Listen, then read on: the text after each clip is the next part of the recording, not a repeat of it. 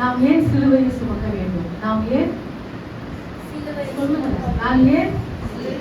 சிலுவையை சுமக்க வேண்டும்? முதல் சிலுவை பார்த்தீங்கன்னா சுமத்தப்பட்ட சிலுவை.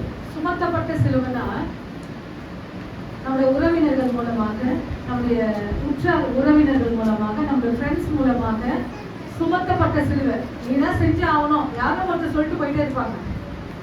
ஆனா அது யாராவது இறக்கப்பட்டு நீ என்ன செய்யலாம், ஆண்டவர் யாராவது ஒரு ஆள் அனுப்பி, அம்மா நீ ரொம்ப கஷ்டப்பட்ட, நான் கொஞ்ச நேரம் சுமக்கிறேன், அவங்க வேலையை நான் செய்யறேன்னு சொல்லி ஷேர் பண்ணலாம். நல்லா கவனமா பாருங்க, ஷேர் பண்ணுவாங்க. அந்த சுமத்தப்பட்ட சிலுவை நீங்க என்ன செய்யலாம், மற்றவங்க மேல வைக்கலாம். ஆனா நான் சுமக்கின்ற சிலுவைய யாராலும் ஷேர் பண்ண முடியாது. புரியுதுங்களா நான் சொல்றது? சுமத்தப்பட்ட சிலுவை, சுமக்கின்ற சிலுவை. சுமத்தப்பட்ட சிலுவைனா ஒருத்தவங்க நீ செஞ்சுதான் ஆகணும். இந்த அக்கா தங்கச்சியா இருக்கணும், அம்மா அப்பா என்ன செய்வாங்க, நீதான் பார்த்துடணும், நீதான் செய்யணும் சொல்லி தூக்கி போட்டு போயிட்டே இருப்பாங்க. அது சுமத்தப்பட்ட சிலுவை. அது கூட யாராவது ஒருத்தவங்க வந்து ரொம்ப கஷ்டப்பட்டீங்க, நீங்க கொஞ்சம் ரெஸ்ட் எடுங்க, கொஞ்சம் நான் பார்த்துக்கிறேன், புரியுதுங்களா? அதை ஷேர் பண்ணலாம். ஆனா நான் தினத்தோறும் சுமக்கிற பாருங்க சிலுவை, அது யாராலும் ஷேர் பண்ண முடியாது. புரியுதுங்களா? நல்லா புரியுதா? இதுதான் நான் ஏன் சிலுவையை சுமக்க வேண்டும். ஒரே ஒரு சின்ன சம்பவத்தை, ரொம்ப நேரம் எடுக்க விரும்பல, ஒரு சின்ன சம்பவத்தை மட்டும் சொல்லி அதை எழுத முடிக்கலாம்னு சொல்லி நான் ஆசைப்படுகிறேன். மத்தேயு எழுதின புத்தகம் 16ஆம் அதிகாரம் 13ஆம் வசனம் ஒருத்தர் வாசிங்க, 14ஆம் வசனம் ஒருத்தர் வாசிங்க. கொஞ்சம் ஃபாஸ்டா வாசித்தீங்கன்னா கொஞ்சம் நல்லா இருக்கும். என்னுடைய மத்தேயு 13 இல்ல மத்தேயு 16 13 ஒருத்தர் வாசிங்க. வாசிங்க சிஸ்டர்.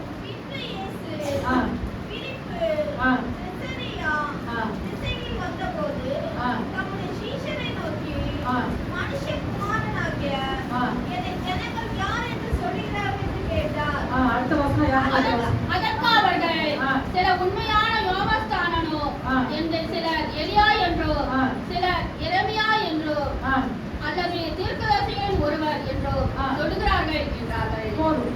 அவர் சுத்தி இருக்கிறவங்க சீஷர்களை பார்த்து சொல்றாரு, இந்த ஜனங்களே என்னை யார் நினைக்கிறாங்க, என் ஸ்டேட்டஸ் என்ன, என் ஸ்தானம் என்ன, நல்ல கவனமா கேளுங்க. இந்த சம்பவத்தை நீங்க கேட்டாதான் புரியும். என் ஸ்டேட்டஸ் என்ன, என் லெவல் என்ன சொல்லி சுத்தி இருக்கிறவங்களை பார்த்து இயேசு கிறிஸ்து கேட்கிறாரு.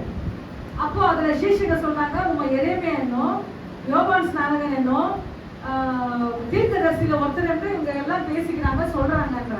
அப்ப ஆண்டவர் சொல்றாரு, அவங்க சொல்றதுல எனக்கு பெருசு இல்லை, நீங்க என்ன யாருன்னு சொல்றீங்க? 12 சீஷங்க. ஆண்டவர் சுத்தி எத்தனை சீஷங்க இருக்காங்க? 12 பேர். அந்த 12 பேரை பொறுக்கி ஆண்டவர் எடுத்திருக்கிறாரு. இரவு முழுவதும் ஜெபிச்சு செலக்ட் பண்ணி அந்த 12 பேர் எடுத்திருக்கிறாரு. நீங்க என்ன யாருன்னு சொல்றீங்க? வாசிங்க. 17.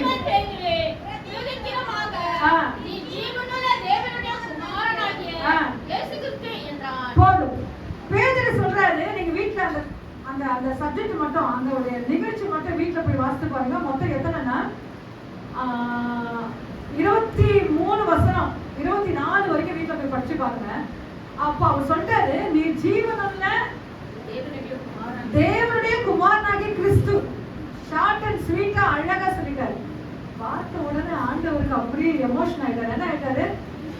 சில பேர் பாத்தீங்கன்னாக்கா, நான் சொல்ற ஆவிக்கும் அவங்க சொல்ற ஆவிக்கும் ஒத்து போகுதுன்னா அது ஒரு எமோஷன், ஒரு என்ன சொல்றாங்க, ஒரு சந்தோஷம் வரும். உடனே ஆண்டவர் சந்தோஷப்பட்டு என்ன சொல்றாருன்னா, உன் மேல என் சபையை கட்டுறாரு. அதான் புரியுதுங்களா? இது எங்க நடக்குது சொல்றீங்களா? இந்த சப்ஜெக்ட் எங்க நடக்குது? பைபிள் படிச்சவங்க சொல்லுங்க. உன் மேல என் சபையை கட்டுவேன் பேதுரு கிட்ட சொல்லிட்டாரு. ஏன்னா பேதுரு மறுதலித்தாரு, சத்தியம் பண்ணவர், ஆண்டவரே யாருன்னு எனக்கு தெரியாதுன்னு சொன்னவர். அப்படிப்பட்டவர் மேல சபையை கட்டுவேன்னு சொல்லிட்டாரு. எந்த சூழ்நிலையில அவர் கட்டினாரு? வீட்டுல போய் வாசித்து பாருங்க. அப்போஸ்தலர் 2ஆம் அதிகாரத்துல ஆவியானவர் இறங்கிட்ட உடனே இந்த பேதுரு ரொம்ப தைரியசாலியா, இதுல ஆண்டவர் ஆவியை இறக்குனதுனால அந்த ஆவியானுடைய நிறைவோடு அவர் எழுந்து நிக்கிறார். நின்று பிரசங்கம் பண்றாரு. 3000 5000 ரட்சிக்கப்பட்டு சபையாய் மாறினார். புரியுதுங்களா? நல்லா உன் மேல என் சபையை கட்டுவேன். இதுதாங்க சத்தியம், இதுதாங்க நிறைவு. அல்லேலூயா. 3000 ரட்சிக்கப்பட்டாங்க, 5000 ரட்சிக்கப்பட்டாங்க. அப்படியே பவுஞ்சா ரட்சிக்கப்படுறாங்க. ஒருத்தர் 2 பேர் இல்லைங்க. பிரசங்கிக்கும் போது கர்த்தருடைய வல்லம் அப்படி இறங்குச்சு. அதனால அவர் மேல என் ஆண்டவர் சபையை கட்டினார். அல்லேலூயா. அடுத்ததாக ஒரு வசனம் இது நல்லா சொல்லி எமோஷனல் ஆயிட்டாரு ஆண்டவர். இப்போ 22 ஒருத்தர் வாசிங்க, 23 ஒருத்தர் வாசிங்க. அதுக்கு முன்னாடி 21 வாசித்து இதை நீங்க வாசித்தீங்கன்னா நல்லா இருக்கும்.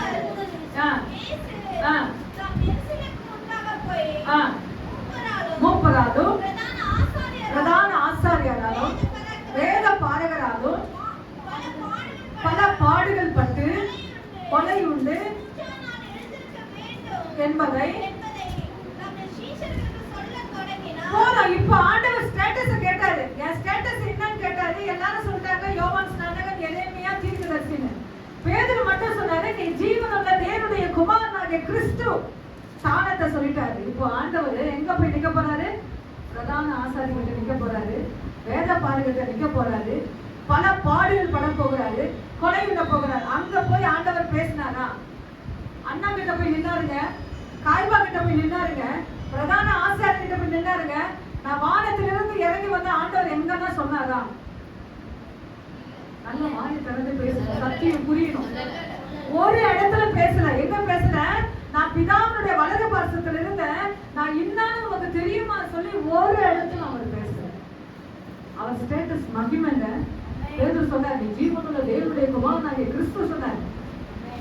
அவருடைய பிள்ளைகளுக்கு மட்டும் அந்த ஸ்டேட்டஸ் தெரியும்.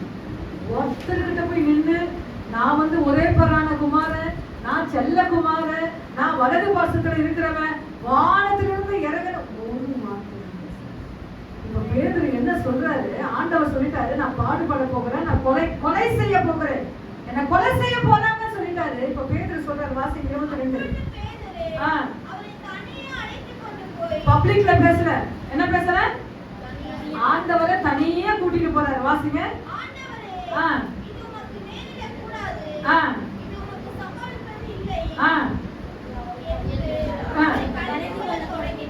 ரொம்ப கோபமா பேசுறாரு. ஆண்டவரே இப்பதான் உங்க ஸ்டேட்டஸ் நான் சொன்னேன், நீ ஜீவனுள்ள தேவனுடைய குமாரன்னு சொன்னேன், இப்போ நீங்க பாடுபட போறீங்களா, கொலை செய்ய போறாங்களா? இது உமக்கு சம்பவிக்க கூடாது. அது எப்படி சொல்றாருன்னா ஆக்ரோஷமா கடிந்துனா ரொம்ப கோபமா சொல்ற, இது உமக்கு நடக்க கூடாது ஆண்டவரே. உடனே ஆண்டவர் சொல்றாரு, அடுத்த வசனம் வாசிங்க.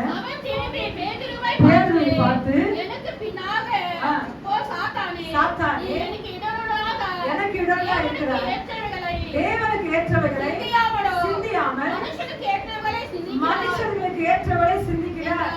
இந்த இடத்துல நிக்க விரும்புறேன், இந்த இடத்துல நிக்க விரும்புறேன். நான் எங்க சிலுவையை சுமக்கணும்?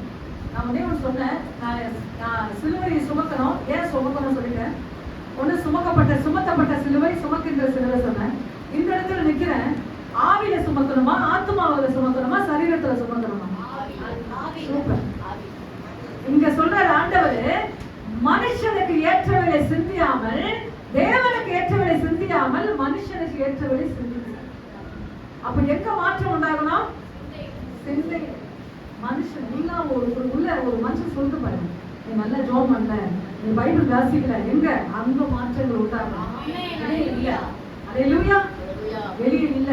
ஏதோ பெரிய சிலுவை ஆண்டவர் மாதிரி சொன்னது, ரொம்ப கஷ்டப்பட்டு போன அந்த சிலுவையில சொல்ல, எங்க மாற்றம் வரணும்னா ஆவியில. இங்க பேதுரு சொல்றாரு, உங்க லெவல் என்ன, உங்க ஸ்டேட்டஸ் என்ன, உங்க அந்தஸ்து என்ன, உங்களுக்கு சிலுவை வரக்கூடாது. இன்னைக்கு கூட சபையில என்ன பேசுறோம் நம்ம? இத்தனை வருஷம் விசுவாசி. எத்தனை வருஷம் விசுவாசி? 20 வருஷம் விசுவாசி. எனக்கு இந்த பாடு வரலாமா, எனக்கு இந்த சர்ஜரி வரலாமா? இன்னைக்கு சபையில பேசப்படுகிறாங்க. நீங்க ஊழியத்துல நான் மூப்பனா இருக்கிறேன், நான் வர்ஷிப் லீடரா இருக்கிறேன், அல்லேலூயா, நான் ஒரு பாட்டு பாடுறேன், நான் சபைக்கு வேர்வை சிந்தி நான் உழைக்கிறேன், நான் கஷ்டப்படலாமா? நான் சிலுவையை சுமக்கலாமா? எங்க வரக்கூடாது உங்களுக்கு? நீங்க வெளியே சொல்லல, சிந்தையில வந்துட்டா நீங்க சிலுவை கிட்டேயே வரலன்னா இருக்கும். நல்லா விளங்குதுங்களா? எனக்கு ஏன் இந்த பாடு, எனக்கு ஏன் இந்த கஷ்டம்? ஒருத்தர சொல்லாதீங்க. ஆண்டவர் சொல்றாரு, ஒருவன் என்னை பின்பற்றி வர விரும்பினால், எப்பவுமே புஷ் பண்ண மாட்டார் ஆண்டவர். வேதம் வாசிக்கிறது நமக்கு கட்டாயம் இல்ல, சபைக்கு வருது நமக்கு கட்டாயம் இல்ல, ஆவியில பரிசுத்தமா ஆகணும் பாருங்க, கட்டாயம் இல்ல. செஞ்சா இதுக்கு நன்மை, செய்யலன்னா உங்களுக்கு கஷ்டம் சொல்லிட்டு போயிட்டே இருக்கிறாரு ஆண்டவர். விரும்பினால், நீ என்னை பின்பற்றி வர விரும்பினால் தான் வெறுத்து தன் சிலுவை. இது கிறிஸ்துவனுடைய சுபாவங்க. என்ன வசனம்னா, நோட் பண்ணீங்க, வாசிக்க முடியாது, டைம் இல்லை நமக்கு.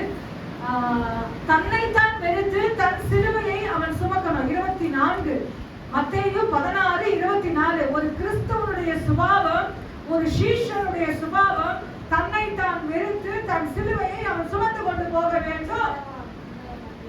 எங்க வெறுக்கணும்? சில பேர் ஊழியக்காரங்களாம் பார்த்தா உடம்ப கவனிக்கிறது இல்லை. உடம்ப ரொம்ப என்ன செய்யல, ஸ்டைல் பண்ணி அவங்க என்ன செய்யல, நேரத்தை செலவு பண்ணி அவங்க பார்க்கறது. அதனால நிறைய ஊழியர்கள் மறித்து விட்டார்கள். நீங்க அவங்களை கொண்டு ஆண்டவர் செய்கிற திட்டங்கள், பல திட்டங்கள், அதற்கு முன்பாகவே அவர்கள் கடந்து போகிறார்கள். தரிசனங்கள் நிறைவேற்ற முடியல. ஊழியத்தினுடைய டென்ஷன் நிமித்தம் அவருடைய சரீரத்தை அவங்க பார்க்க முடியாத எத்தனையோ ஊழியர்கள் மறித்து போனார்கள். ஏன்? தன்னைத்தான் வெறுத்து தான் சிலுவையை சுமந்து கொண்டு, தன்னைத்தான் வெறுத்து எங்க மைண்ட்ல நடக்கணும், சிந்தையில நடக்கணும். இதை செஞ்சிட்டீங்கன்னா, இதை நினைச்சிட்டீங்கன்னா, உங்க சுத்திலும் கேலி வருது பாருங்க, உங்க சுத்திலும் கிண்டல் பண்றாங்க பாருங்க, உங்க சுத்திலும் பரியாசம் பண்றாங்க பாருங்க, அதுக்கெல்லாம் நீங்க டென்ஷன் ஆக மாட்டீங்க. எங்க மாற்றாவனா? சிந்தையில மாற்றாவனா? அல்லேலூயா. என்ன இப்படி சொல்லிட்டாங்களே, நான் சபைக்கு வரமாட்டேன், என் ஊழியக்காரங்க இப்படி பேசிட்டாங்களோ, ஏன் பேசட்டுமே?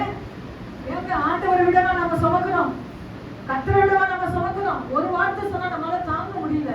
இந்த விசுவாசி இப்படி சொல்லிட்டாங்களே, இந்த ஊழியக்காரங்க இப்படி சொல்லிட்டாங்களே, நான் வரமாட்டேன். இல்ல, ஒருவன் தன்னை தான் வெறுத்து தன் சிலுவையை அவன் எடுத்துக்கொண்டு சுமக்க கடவன். ஸ்தானத்தை பார்த்துட்டீங்கன்னா பாடுகளை ஏற்றுக்கொள்ள மாட்டீங்க. நல்லா புரியுதுங்களா? உங்க ஸ்தானத்தை பார்த்துட்டீங்கன்னா பாடுகள் எனக்கு வேண்டாம் என்று சொல்லுகிறேன். பாடுகள் வேண்டாம் என்று சொல்லுகிறவன் எனக்கு சீஷன் அல்ல என்று சொல்லுகிறார். ஃபர்ஸ்ட் லெவல் விசுவாசிங்க, இரண்டாவது லெவல் சீஷன். சீஷன் நிச்சயமா விசுவாசி லெவல்ல நிக்காதீங்க. எங்க இருக்கணும்? நீங்க சீஷன் லெவல்ல இருக்கணும். அங்க இருந்தாதான் உங்க சிலுவையை நீங்க சுமக்க முடியும். இன்னைக்கு நிறைய பேர் சொல்றாங்க, ஊழியக்காரங்களா இருக்காங்கல்ல, இவங்களுக்கு கொரோனாவா? ஏங்க வந்தா என்ன? அவங்களுக்கு அது ஒரு சிலுவைங்க, அது ஒரு பாடு. கர்த்தர் ஒவ்வொருத்தருக்கும் ஒவ்வொரு சிலுவை வச்சிருக்கிறார். அல்லேலூயா. அதை கேள்வி கேட்க நமக்கு அது அதிகாரம் இல்லை, அதை யோசிக்க கூட நமக்கு அதிகாரம் இல்லை. அல்லேலூயா. அந்த சிலுவை எப்படி சுமக்கணுமா? சந்தோஷம். அந்த பெஸ்ட்மேன் சொல்றார், சிலுவை சுமந்து இயேசுவின் பின்னே சிரித்த முகமாய். எப்படி வரணுமா? நிறைய பாடுங்க, எனக்கு ஒரு பாடு, அதுக்கு ஒரு பாடு, நிறைய பாடு சொல்ல முடியாது, வெளியே சொல்ல முடியாது. யாருன்னா சொல்ல போல இருக்கும், அதை சொல்லிட்டேன்னா எனக்கு பலன் இல்லை. ஒரு ஒரு அழுத்தங்கள் உண்டு, அதெல்லாம் வெளியே சொல்ல முடியாது. அந்த மத்தியில தான் அந்த ஊழியத்தை நான் செய்யறேன். மன அழுத்தங்கள் உண்டு, வேதனைகள் உண்டு, பாடுகள் உண்டு. உங்களுக்கா இப்படி எல்லாருக்கும் உண்டுங்க, சிலுவை எல்லாருக்கும் உண்டு. நாம என்னமோ ஹாயா இல்லை, எல்லாருக்கும் ஒவ்வொரு விதமான சிலுவைகள் உண்டு. அது சந்தோஷமாய் சுமந்து கொள்ளுங்க. அல்லேலூயா. அது சந்தோஷம். அதான் ஒரு பக்கம் ஆண்டவர் அற்புதம், நல்லா உங்களுக்கு புரியுற மாதிரி சொல்றேன். ஒரு பக்கம் ஆண்டவர் கையை வைக்கிறார், அற்புதம் செய்யறார். ஒரு பக்கம் கையை வைக்கிறார், பிசாசு ஓடுது, வியாதி போகுது, எல்லாமே சொல்லுது. ஆனா மறுபக்கம் என்ன பேசுறாங்க ஆண்டவர்னா, மதுபான பிரியன், போஜன பிரியன், பிசாசுகளின் தலைவன். அங்க நிக்கல ஆண்டவர். எங்க நிக்கல? ஒருத்தருக்கிட்டே ஆண்டவர் பேசல. அந்த எப்பவுமே ஆண்டவர் நமக்கு சந்தோஷம் ஒரு பக்கம் கொடுப்பாரு, சில நேரம் சங்கடம் கொடுப்பாரு. அந்த நேரத்துல அங்க நின்னுட்டீங்கன்னா, யோசிச்சுட்டீங்கன்னா, நிச்சயமா உங்க சிலுவை நீங்க சுமக்க முடியாது. சந்தோஷத்தை கொடுக்கிற ஆண்டவர் மறுபக்கம் சங்கடங்கள் கொடுப்பாரு. ஆனா அந்த மத்தியில ஏன், எதுக்கு இப்படி வந்தேனே, இப்படி விதைச்சேனே, இப்படி செஞ்சேன்னு ஒரு முறை ஆண்டவரை கேள்வி கேட்டீங்கன்னா, நீங்க சிலுவை கிட்டேயே வரலாம். ஒருவன் தன்னைத்தான் வெறுத்து தன் சிலுவையை சுமந்து, எப்பவுமே இறங்கி செய்யுங்க. மைக்கு பிடிச்சாலும் மைக்கு போய் இருக்கணும், பாத்ரூம் கழுனாலும் நான் போய் பாத்ரூம் கழுவேன், எல்லாத்துக்கும் நான் ரெடியா இருக்கேன். அல்லேலூயா. ஒருவன் முதன்மையா இருக்க விரும்பினால் முதலாவது அவன் பணிவிடைக்காரனா இருக்க கடவன். வேலை செய்யணும், இறங்கி செய்யணும். அது எந்த வேலையா இருந்தாலும் சரி. நான் சொல்றது நல்லா புரியுதுங்களா? ஆத்துமாவில உங்க சிந்தனையில நீங்க சிலுவை சுமந்தீங்கன்னா ஆண்டவரை பார்த்து கேள்வி கேட்க மாட்டீங்க. ஒரு பக்கம் உங்க புருஷனோ, உங்க மனைவியோ, உங்க பிள்ளைகளோ உங்களை பரியாசம் பண்ணா கூட சரி, நீங்க அங்க நிக்க மாட்டீங்க, அங்க உட்கார்ந்து கேள்வி கேட்க மாட்டீங்க. இதுக்கு எனக்கு ஆண்டவர் அனுமதிச்சு செய்கிறார். அதை சந்தோஷமா கடந்துட்டாங்க. ஆண்டவர் வச்சிருக்கிற அந்த பாதையில யாரும் கேள்வி கேட்காதீங்க, கடந்து போய் பாருங்க. கர்த்தர் எங்க, ஏன்னா எப்பவுமே சிலுவைக்கு ஒரு முடிவு உண்டுங்க. இப்ப நான் கடைக்க பாயிண்ட்ஸ்ல வரேன். ஆண்டவருக்கு முடிவு இருந்ததா இல்லையா? ஆண்டவர் பட்ட பாடுல முடிவு இருந்தது. அதே மாதிரி நாம் படிச்ச கண்ணீரில, நாம் படுகிற பாடுகளில நமக்கு முடிவு உண்டு. அந்த முடிவு எப்படி இருக்கும்னா மகிமையாக இருக்கும். ஆண்டவர் கண்ணை மூடின உடனே திரைச்சீலை ரெண்டாக அலைவழியா கிழிந்தது. அந்தகாரம், இருட்டு, அதெல்லாம் மகிமை.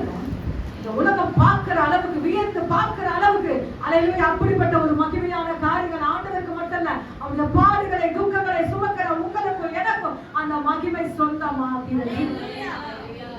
எப்பவுமே ஆண்டவர் சிலுவை சுமக்க விட மாட்டார். அதுக்கு ஒரு முடிவு இருக்கு, அது ஒரு எண்டிங் இருக்கு. அது வரைக்கும் நீங்க என்ன ஒரு கேள்வி கேட்காம, எனக்கு ஏன் ஆண்டவரே நான் ஊழியம் செய்யறேனே, நான் இப்படி இருக்கிறேனே, கர்த்தருக்கு நான் விதைக்கிறேனே, இதெல்லாம் சொல்லி ஆண்டவருக்கு என்ன செய்யக்கூடாது? நீங்க கேட்காது. கேட்டீங்கன்னா சிலுவை கிட்டே வரணும்னு அர்த்தம். ஒருத்தர் ஆண்டவர் எனக்கு அனுமதிச்சார், இந்த பாதையை எனக்கு அனுமதிச்சுங்க, ஒன்னே ஒரு கேளுங்க, இதை கடந்து போக எனக்கு பலத்தை தாங்க, இதை சகிக்க எனக்கு பலத்தை தாங்க, இதை சுமந்து போக உங்களுடைய சத்துவத்தை தாங்க ஆண்டவரே. என்னால முடியாது, உங்களால முடியும். ஒரே ஒரு வசனத்தை முடிக்கிறேன். எபிரேயர் 12 ஆண்டவர் எப்படி சகிச்சார், அது ஒன்னே ஒன்று மட்டும். எபிரேயர் 12:2 வாசிங்க. அவர் தமக்கு முன்பே வைத்திருந்த சந்தோஷத்தின் பொருட்டு அவமானத்தை எண்ணாமல் சிலுவையை சகித்து வீற்றிருந்தார். சிலுவை சகிச்சாதான் நமக்கு சிங்காசனம் உண்டு. புரியுதுங்களா? பாட சகிச்சாதான் நமக்கு மகிமை உண்டுங்க. நிறைய பேருக்கு சொல்லுவாங்க, அல்லேலூயா, எனக்கு பாடு வேணும், எனக்கு மகிமை வேண்டாம். அல்லேலூயா, மகிமை வேணும், பாடு வேணாம், மகிமை வேணாம். பாடு இருந்தாதான் மகிமை, கஷ்டம் இருந்தாதாங்க சிங்காசனம். அல்லேலூயா. ஆண்டவர் எப்படின்னா அவமானத்தை என்ன, அவருக்கு முன்னாடி ஒரு சந்தோஷம் இருக்குதான், அவருக்கு முன்பாக ஒரு சந்தோஷம் இருக்கு. அந்த சந்தோஷத்தின் பொருட்டு இந்த அவமானத்தையும், இந்த கேலியையும், இந்த கிண்டலையும், துப்பப்படுகிறது, காரி உமிழ்ந்தார்கள், துணியை கூறு போட்டார்கள். இதை எல்லாவற்றையும் எண்ணாமல் பிதாவுடைய வலது பாசத்துக்கு அவர் வீட்டில் நிச்சயமா நீங்க படுற பாடுக்கும் நான் படுற பாடுக்கும் ஒரு நாள் முடிவு உண்டு. அது மகிமையாக இருக்கும். அல்லேலூயா. அநேக நிமிர்ந்து பார்க்கிற மாதிரி கர்த்தர் அற்புதம் செய்ய அவர் வல்லமை உள்ள தேவனாக இருக்கிறார். ஆனா ஒண்ணே ஒண்ணு, சிலுவை சுமங்க. உங்களுக்கு ஆண்டவர் என்ன நியமிச்சாரோ அந்த சிலுவையை சந்தோஷமா சுமங்க. எனக்கு ஆண்டவர் கொடுத்தாரு, இப்படிலாம் நான் செய்யறேன், இப்படிலாம் நான் ஒன்னும் கேட்காது. கேட்கறதுக்கு முன்னாடி சிந்தனையில கூட நீங்க சிந்திக்காதீங்க. கர்த்தர் நிச்சயமா நமக்கு கிருபைகளை கொடுப்பார். எல்லாரும் மனதால் படித்து தேவ சமூகத்துல எல்லாரும் ஜெபிக்க ஆரம்பிக்க போறோம். அல்லேலூயா. எல்லாரும் அல்லேலூயா. ஆண்டவருடைய ஸ்தானம் கேட்கிறார், ஸ்தானத்தை கேட்கிறார். அல்லேலூயா. என் ஸ்தானம் என்னன்னு கேட்கிறாரு. அதே மாதிரி பேதுரு சொல்றாரு, உங்களுடைய ஸ்தானம் எப்படி இருக்கும்போது உமக்கு இது நேரிட கூடாது. அது இயேசு சொல்றாரு, எனக்கு பின்னாக போ சாத்தானே, மனுஷர்களுக்கு நீ ஏற்றவளை சிந்திக்கிறாய், தேவனுக்கு ஏற்றவளை சிந்திக்கவில்லை என்று சொல்கிறார். எங்க மாற்ற வரணும்னா சிந்தையில மாற்ற வரணும். கர்த்தர் உங்களுக்கு ஒரு சிலுவையை கொடுக்கிறார்னா அதை சந்தோஷமா எடுத்துக்கொள்ளுங்க. அது பலவீனமா இருக்கலாம், அது துக்கமா இருக்கலாம், அது வேதனையா இருக்கலாம், அது துயரமா இருக்கலாம், அது தனிமையா இருக்கலாம். எவ்வளவு பாரமா இருந்தாலும் அதை சந்தோஷமா எடுத்துக்கொண்டு பயணம் செல்லுங்க. உங்களுடைய முடிவு மகிமையா இருக்கும். உங்க சிலுவைக்கு அல்லேலூயா பிரைஸ் ஒரு முடிவு உண்டு. அந்த முடிவு மகிமையாய் கர்த்தர் மாற்றுவாய். கரங்களை உயர்த்தி தேவனுக்கு நன்றி செலுத்துவோம். இந்த பாதையில செல்ல இந்த பலத்தை தாங்க, இந்த பாதையில செல்ல பலத்தை தாங்க, சத்துவத்தை தாங்க, ஜீவனை தாங்க.